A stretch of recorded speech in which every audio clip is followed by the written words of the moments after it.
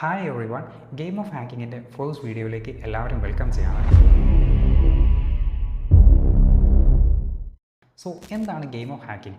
Game of hacking എന്ന് പറയുന്നത് ഒരു സീരീസാണ്, സൈബർ സെക്യൂരിറ്റീൻ്റെ ഒരു സീരീസാണ്.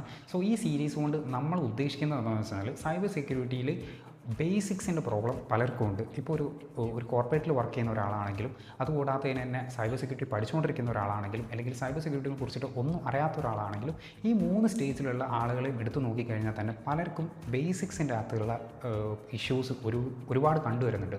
ഫോർ എക്സാമ്പിൾ, ഇപ്പോൾ കോർപ്പറേറ്റിൽ അല്ലെങ്കിൽ സൈബർ സെക്യൂരിറ്റി ഫേമിൽ വർക്ക് ചെയ്യുന്ന ഒരാളാണെങ്കിൽ അയാൾക്ക് പെട്ടെന്ന് ഒരു പുതിയൊരു പ്രോജക്റ്റ് കിട്ടി, അയാൾ ഇന്നേ വരെ പോകാത്തൊരു വേയിലൂടെയാണ് അയാൾക്ക് അത് അപ്രോച്ച് ചെയ്യേണ്ടെങ്കിൽ ചിലപ്പോൾ അയാൾക്ക് അത് നല്ല രീതിയിൽ ടഫ് ആവാൻ ചാൻസ് ഉണ്ട്.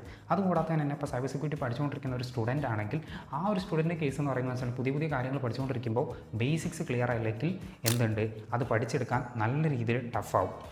അങ്ങനെ ഒരുപാട് പ്രോബ്ലംസ് ഉണ്ട്. ബേസിക്കലി സൈബർ സെക്യൂരിറ്റീൻ്റെ അകത്ത് ബേസിക് ക്രിയേറ്റഡ് അല്ലെങ്കിൽ ബേസ് പ്രോപ്പർ അല്ലെങ്കിൽ നിങ്ങൾക്ക് സൈബർ സെക്യൂരിറ്റി പഠിക്കുക എന്ന് പറയുന്നത് ഭയങ്കര ബുദ്ധിമുട്ടായിരിക്കും, ഒരു റോക്കറ്റ് സയൻസ് പോലെ ആയിരിക്കും.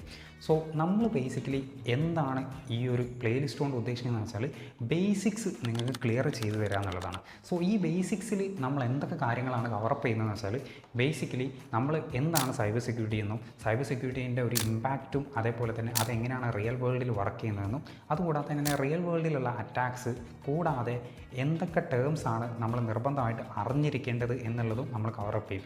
ലേറ്റർ നമ്മൾ എന്ത് ചെയ്യുക വെച്ചാൽ ഒരു ലാബ് എടുത്തിട്ട് പ്രാക്ടിക്കലി ഇതൊക്കെ ഇംപ്ലിമെൻറ്റ് ചെയ്യും. സോ സിമ്പിളായിട്ട് പറയുകയാണെങ്കിൽ നമ്മൾ സൈബർ സെക്യൂരിറ്റീൻ്റെ ഒരു ബേസിക്സിൽ നിന്ന് തുടങ്ങിയിട്ട് ഒരു ചെറിയ രീതിയിലുള്ള ഒരു മിഡിൽ ലെവലിലേക്ക് നമ്മൾ മാറും ഈ പ്ലേലിസ്റ്റ് പഠിച്ചു കഴിയുമ്പോൾ.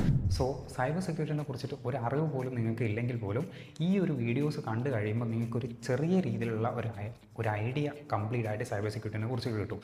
അപ്പോൾ ബേസിക്സ് അറിയാത്ത ഒരുവിധം ആളുകൾക്ക് അവരുടെ പ്രോബ്ലംസ് ടോട്ടലി കവറപ്പ് ആവും. ഓക്കെ, അപ്പോൾ പലരും എന്ന് വെച്ചാൽ സൈബർ സെക്യൂരിറ്റി പഠിച്ചുകൊണ്ടിരിക്കുന്ന സമയത്തെന്ന് വെച്ചാൽ ഇതിൻ്റെ ഒരു ബേസിക്സ് ക്ലിയർ ചെയ്യാൻ വേണ്ടിയിട്ട് പല രീതിയിലും നോക്കാറുണ്ട്. ബട്ട് ഓൾറെഡി അത് കഴിഞ്ഞത് കൊണ്ട് തന്നെ അവർക്കത് ഗ്രാസ്പ് ചെയ്തെടുക്കുക എന്ന് പറയുന്നത് വളരെയധികം ബുദ്ധിമുട്ടാണ്. സോ ഈ പ്രോബ്ലംസ് എല്ലാം നമ്മൾ ഈ സീരീസോട് കൂടിയിട്ട് തീർക്കും. സോ ഒരു റിക്കാപ്പായിട്ട് സിംപിളി പറയുകയാണെങ്കിൽ നമ്മൾ ഈ സീരീസ് കൊണ്ട് ഉദ്ദേശിക്കുന്നത് സൈബർ സെക്യൂരിറ്റിൻ്റെ ബേസിക്സ് കംപ്ലീറ്റ് ആയിട്ട് ക്ലിയർ ചെയ്തു തരിക എന്നുള്ളതാണ്. സോ ഈ സീരീസ് നിങ്ങൾ കണ്ടു കഴിയുമ്പോൾ നിങ്ങൾക്ക് സൈബർ സെക്യൂരിറ്റിനെ കുറിച്ചിട്ടൊരു ഐഡിയ കിട്ടും. അതുകൂടാതെ തന്നെ നിങ്ങൾക്കിത് പ്രാക്ടിക്കലി എങ്ങനെ ഇംപ്ലിമെൻറ്റ് ചെയ്യുക എന്നുള്ള ഒരു ഐഡിയയും കൂടി നിങ്ങൾക്ക് ഈ സീരീസ് കഴിയുമ്പോൾ കിട്ടും. So let's start the journey.